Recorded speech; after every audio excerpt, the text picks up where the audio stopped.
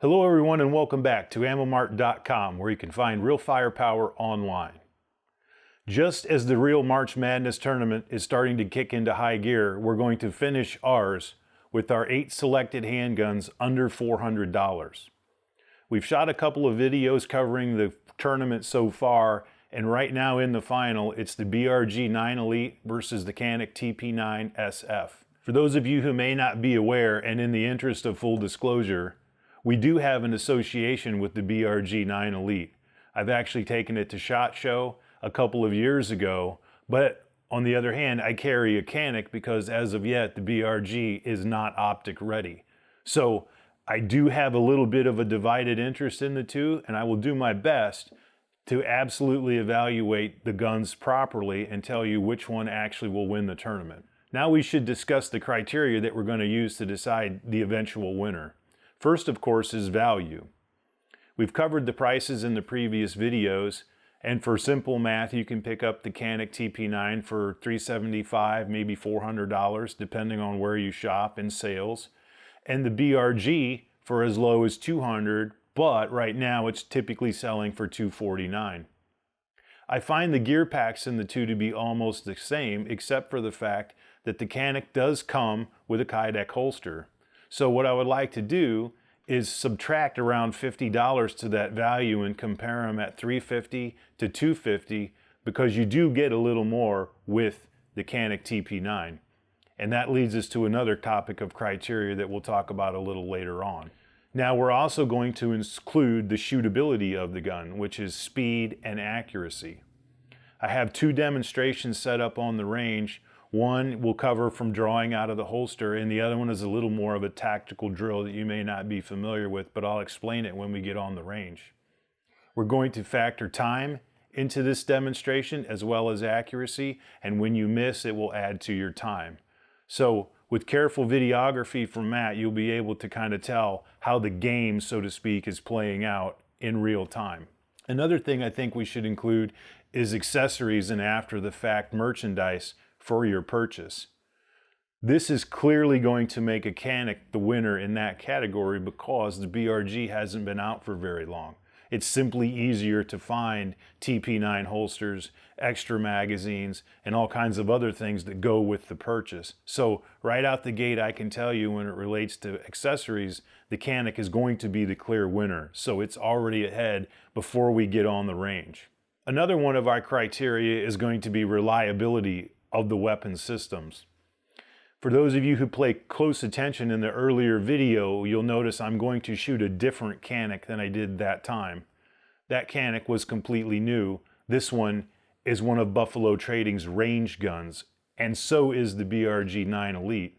Those guns have had hundreds or thousands of rounds put through them, and like most range guns, they could certainly use some cleaning and maintenance. Now that doesn't speak entirely to whether the gun is completely reliable or not, but it should give the viewers a little bit of an idea. So in summation, the criteria we're going to use is value, reliability, shootability, and accessories after the fact. At the tip-off of the final game, so far Canik has a slight edge in accessories. Now let's see how the rest of it plays out. So tip-off is about to begin. As we discussed earlier, I'm going to draw and fire each gun 5 times and record the time. Accuracy will count as well as speed. A good hit for this drill will be determined. Anything in dark gray will add no time. Any shot in light gray will add a half a second, and anything in white will add a whole second. As everybody knows, I'm a big red dot guy, so what I'm going to do is take the bare minimum of time I need to get the sights onto the target and press the shot, hopefully without disrupting them too much. I'll try to do my best for both units so people at home can have a very good idea about what at least I think is a better weapon out of the holster. So we're going to begin with the BRG 9 Elite on the left top side of the target. 5 rounds. I'll record each shot. Okay. Top left out of the holster.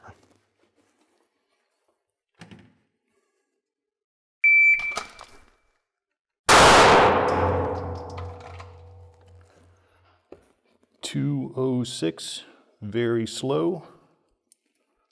That looks like it pinched dark gray, but we'll have to check it at the end. 4 more.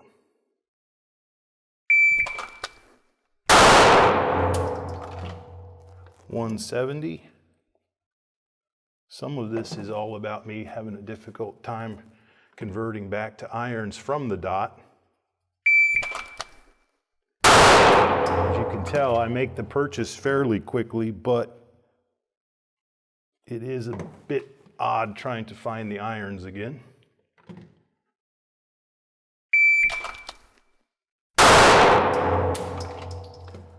That one was in 198. And the last one.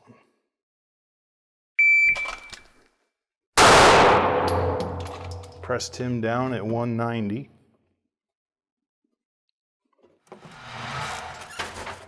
So we had 3 in black. This is actually going to add a half a second because we're in the light gray. So the overall elapsed time for the BRG was 10.03 seconds. As I said, I wasn't going as fast as I could, but fast enough to get the shot on the target, considering I haven't shot irons for a while. So this will be the exact same way for the Canik, and it has a different sighting system that we covered before. So let's see how that goes, and I'll tell you which one I prefer for work related more for speed, say, than accuracy. 5 shots, Canik TP9. Top right.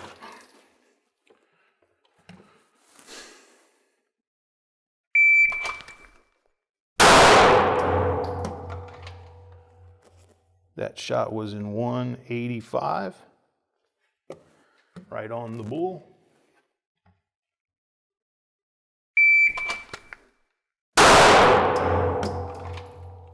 $181.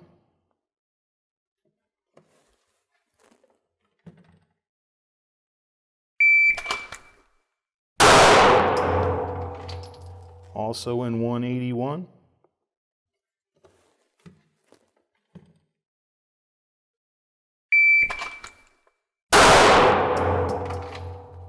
$161. Warming up to the Canik.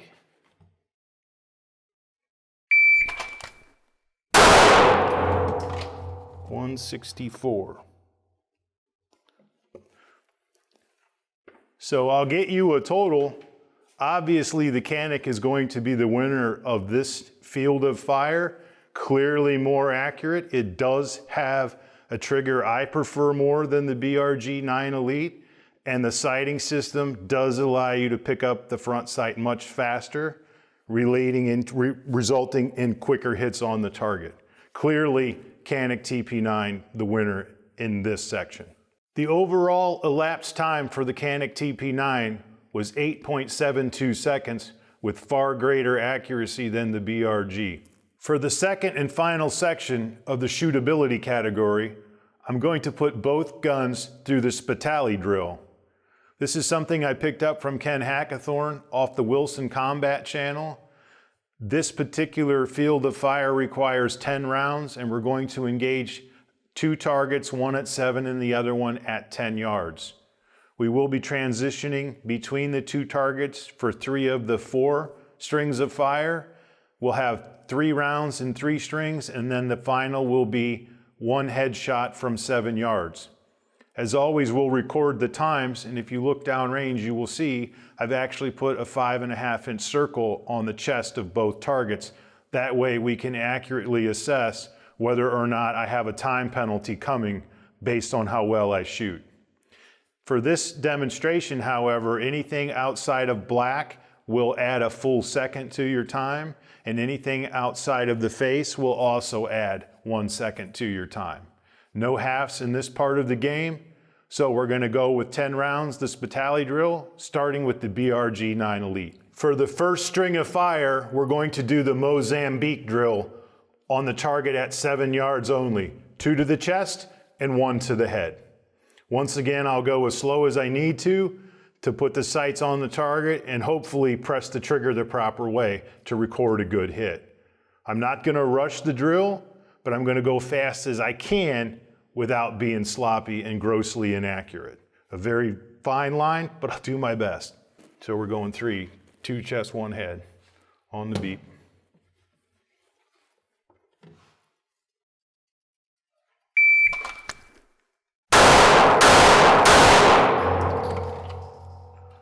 Overall time of 3:19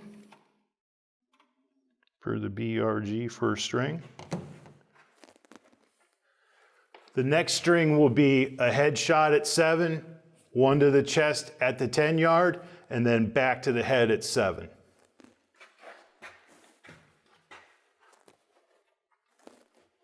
On the beat.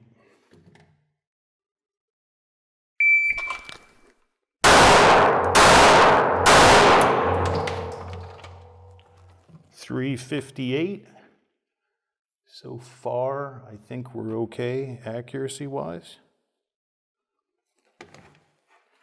For the third string, it's 3 shots to the chest at the 10-yard target.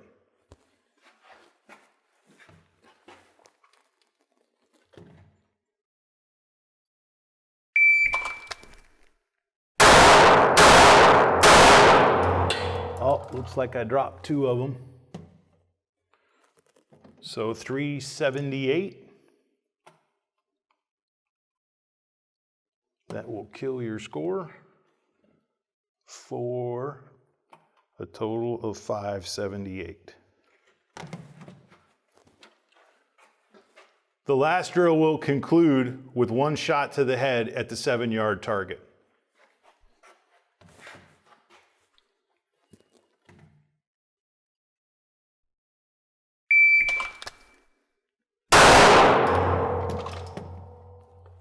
.212. I'm going to reel the targets in to verify that there was just 2 penalties, and then I'll give you a total time. The total time for the BRG-9 doing the Spitaly drill was 14.67 seconds. That is in certainly no way a very fast time, especially when the drill was designed to be shot from concealment. I chose not to do that in the event that I would get a wonky garment clear and then it would sort of skew the times. This is what we call shooting slick, or at least Ken Hackathorn does. In this case, that's a fairly slow time, but what really killed me was the 2 missed shots. We'll close out the shootability criteria with the Spitaly drill using the Canik TP9, and I will record the actual elapsed time, and accuracy does count for time. So, first one is 2 to the chest, 1 to the head.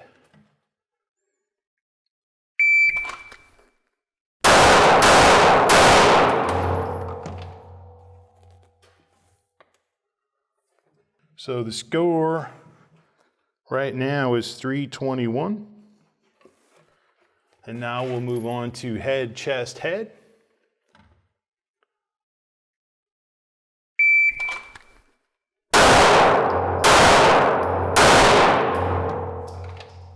Oh, 410.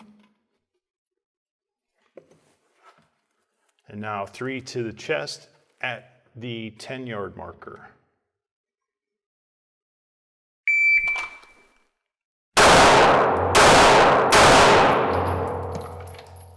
.379. And now we'll conclude with the headshot, close target. Cannot see if that total was 182. I'm going to reel them in and see if we have any penalties. Looks like I do have 1 I pushed. The total elapsed time for the Canik TP9 was 13.92 seconds. We did have a 1-second shot penalty with it and a 2-second shot penalty with the BRG, which is largely related to 2 things. 1, I don't shoot a lot of iron sights anymore, and I'm completely not used to the triggers on both guns. This is a very good drill for people that are interested in everyday carry. It's kind of challenging. Don't hold me to this, but my memory was of it that Ken Hackathorn said anytime around 12 seconds or under is a good score. And for people that are perhaps just getting into everyday carry, you want to try to get under the 15-second mark. I might have been hurrying a little bit because, as most of you know, when you do introduce the element of time, it also adds the element of stress. So, in my humble opinion, the Canik TP9 is a better handgun at the $400 and under mark than the BRG 9 Elite, and we'll conclude with why that is in a second. But before we go, I want to talk about the sights on the Canik TP9. One of the reasons why it's faster is because the rear is a blocked out sort of U, and all you have up front is the white dot. When you're shooting at closer ranges, in my humble, you find the white dot very, very quickly, much quicker than on the BRG. And when you can see the whole dot, your sights are relatively lined up. When you have a 3-dot system, there's usually more slop in the gap between the rear and the front, and it's easier to sort of get the sight skewed than it is on the Canik TP9. It's a very, very good sighting system, not only for quicks, but also for accuracy. As I stated, the Canik TP9, out of the 8 guns we selected, is the winner of March Madness. One of the reasons for that is it's an accurate gun, in my opinion, more accurate than the other 7 we tested. The reliability of it is excellent, no malfunctions. The gun's been around a long time, and nobody seems to have a real issue with things breaking on the weapon as far as I know. It also comes down in a little bit in most people's minds to value. What do you get compared to who came in second, which was the BRG 9 Elite? Yes, it is slightly more expensive.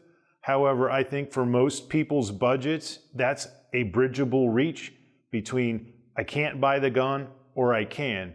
So the BRG is probably the best weapon on the market at the $250 or $300 range and under.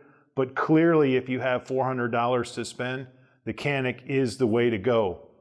As we stated earlier, there's more accessories for the gun, magazines are easier to come by, and that's a little bit of a handicap for the BRG as they are new. But if you're making a purchase, you also have to keep in mind that they are new. For some people, that's a factor, and they may choose to wait until some other models come out. Once again, it's been fun doing these videos. It is a little bit challenging when you don't shoot irons anymore and you got some strange guns, so don't hold the accuracy to either one of those weapons. It basically comes down to stress and time. I wouldn't throw any one of the guns that made the final away, and importantly, if I had one in my hand when trouble started, I wouldn't try to throw it down and grab the other one. But overall, Canik TP9, clear winner.